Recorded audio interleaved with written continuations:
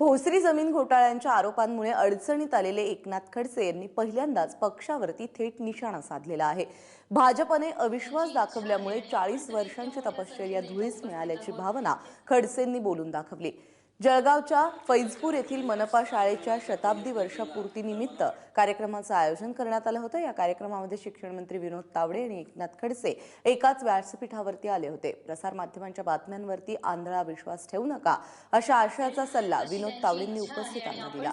मात्र तावडेंच्या त्या वक्तव्यावरती कोटी करत एकनाथ खडसेंनी सणसणीत टोला हाणला। प्रत्येकाच्या हृदयात स्थान मिळवायचा प्रयत्न केला तर मला वाटतं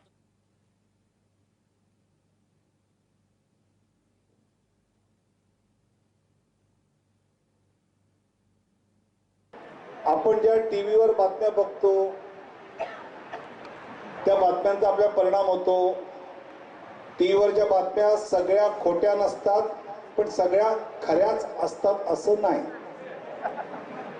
पण ब्रेकिंग न्यूज बघून बघून यांचा भ्रष्टाचार, त्यांचं याव, त्यांचं त्याव, हे नको बाबा, राजकारण आपलं चांगल्या लोकांचं काम नाही, म्हणून राजकारणात न गेलेलं बरं असं वाटतं की नाही?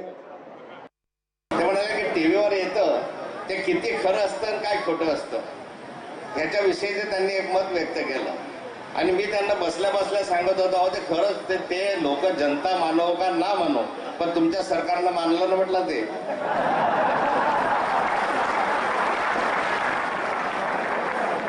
तुमच्या म्हणजे आपल्या म्हटलं पाहिजे, आपल्या साऱ्यांचं सरकार म्हणजे एखाद्याच्या विषयी तुम्ही म्हणत असाल की काही परिणाम नाही, परिणाम झाला ना। या ठिकाणी 40 वर्षाची तपश्चर्या एका क्षणामध्ये गेली ना, गेली की नाही गेली?